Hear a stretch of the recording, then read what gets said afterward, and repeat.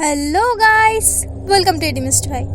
आज हम बात करने वाले हैं बारबियन मूवी के बारे में। इस मूवी का IMDb रेटिंग है 7.2 आउट ऑफ 10 और ये मूवी 2022 में ही रिलीज हुई है। बारबियन एक dark and extremely creepy type horror movie है। चलो स्टार्ट द एक्सप्लेनेशन। कहानी शुरू होती है रात को और हमें टेस नाम की एक लड़की को दिखाया जाता है जो अपनी नौकरी के सिलसिले में यहाँ आई थी और एक घर किराए पर भी लिया था। फिर वो उस घर पर जाती है लेकिन वो घर का चाबी लाना भूल गई थी। फिर वो अपनी कंपनी को फोन करती है जहाँ से उसने ये घर किराए पर लिया था। फिर वो आकर अपने कार में बैठ जाती है। फिर वो देखती है घर में कोई और लड़का भी है और वो जाके घर का डोरबेल बजाती है और वो लड़का दरवाजा खोल देता है। तभी टेस कहती है मैंने ये घर किराए पर लिया है। लड़का कहता है हाँ मैं भी, शायद कंपनी ने गलती से एक घर ही 2 लोगों को किराए पर दे दिया है। फिर लड़का उसको घर में आने के लिए बोलता है और लड़की कुछ रास्ता ना पकड़ घर में चली आती है और फिर वो लड़का उसे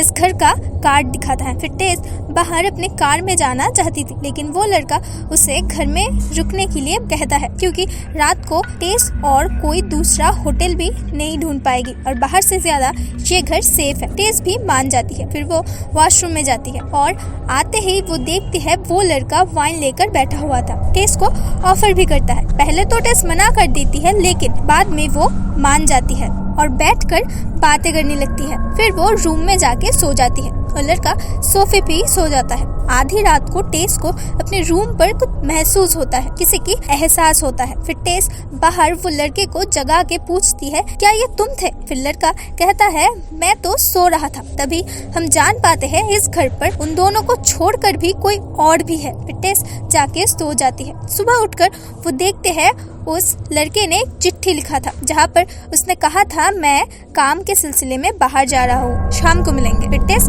अपने इंटरव्यू के लिए निकल जाती है और बाहर आकर वो देखती है इस इलाके में इस घर को छोड़कर कोई भी घर में कोई नहीं रहता है। ये देखकर टेस को अजीब महसूस होता है।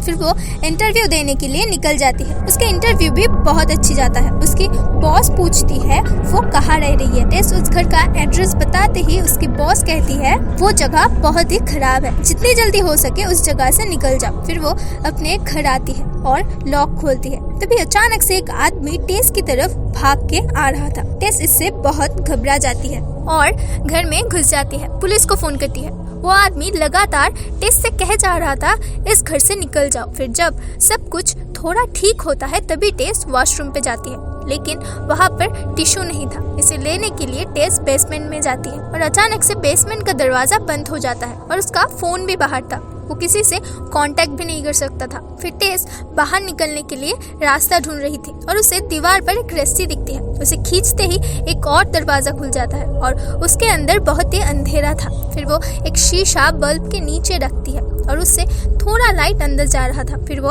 अंदर जाती है और जाके एक रूम में पहुंच जाती है जहाँ पर एक बिस्तर, एक कैमरा और एक बाल्टी भी थी जहाँ पर खून था। टेस ये सब देखकर बहुत घबरा जाती है और तभी वो लड़का आता है। टेस उससे बेसमेंट का दरवाजा खोलने के लिए कहती है।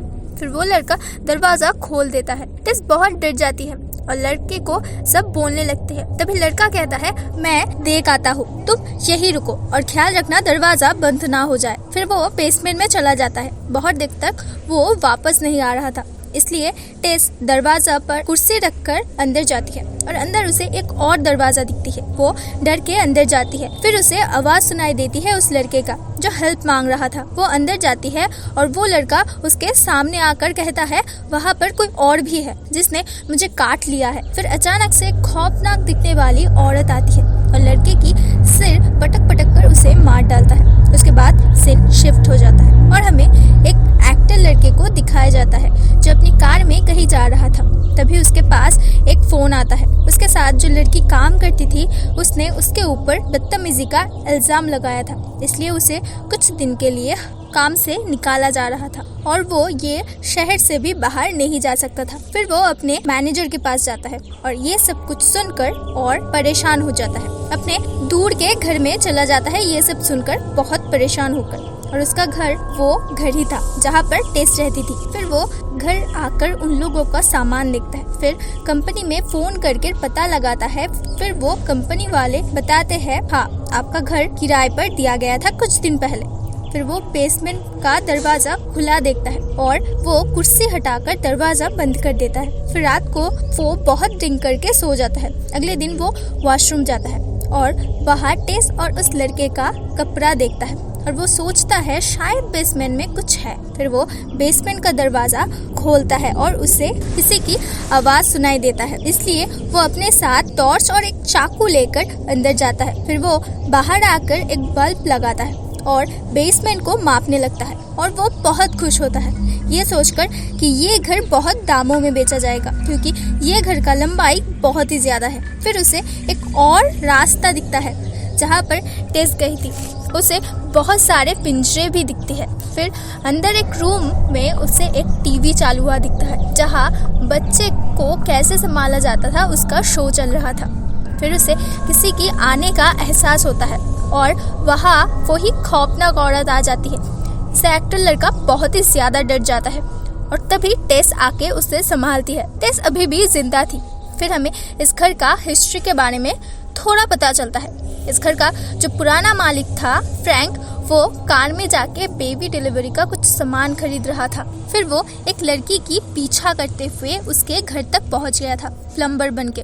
फिर उस लड़की की वॉशरूम में जाकर खिड़की खोल देता है। फिर वो वापस से अपने घर चला आता है। तभी उसका एक पड़ोसी उसे कहता है मैं ये घर छोड़कर जा रहा हूँ। और फ्रैंक कहता है ठीक है, पर मैं कभी भी मेरे घर को छोड़कर नहीं जाऊंगा।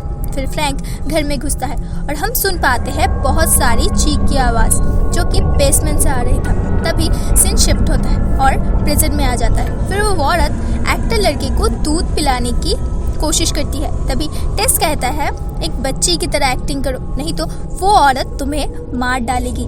लेकिन वो लड़का नहीं मानता। फिर वो औरत गुस्सा होकर उस लड़के को अपने साथ ही ले जाती है और दरवाजा खुला छोड़ देती है। इस बात का फायदा उठाकर टेस वहाँ से भागने लगती है और वो औरत उसका पीछा करने लगती है। तभी टेस बेसमेंट का एक छोटा सा खिड़की तोड़कर उससे बाहर निकल जाती है और इसमें उसकी मदद करता है वो आदमी जिसने पहली बार ही उसे इस घर से चले जाने के लिए कहा था। फिर वो आदमी कहता है इसके बारे में मैं सब जानता हूँ, इससे बचकर रहो। और हाँ, यहाँ रात को बाहर आती है। फिर टेस उस एक्टर लड़के को बचाने के लिए पास में गैस स्टेशन से पुलिस वाले को फोन करने लगती है और फोन करके सब कुछ बताती है। दूसरी तरफ हम देख पाते हैं वो एक्टर लड़का बेसमेंट में एक खुफिया कमरे में पहुंच गया था और उससे उस लड़के का भी ड्रेस मिलता है जिसके घर में फ्रैंक गया था प्लम्बर बनके। फिर उसे फ्रैंक भी दिखता है जो बहुत बुरा हो चुका था लेकिन अभी तक जिंदा ही था और उसमें बहुत सारे वीडियो टेप मिलता है जिसका ऊपर लड़कियों का नाम लिखा हुआ था।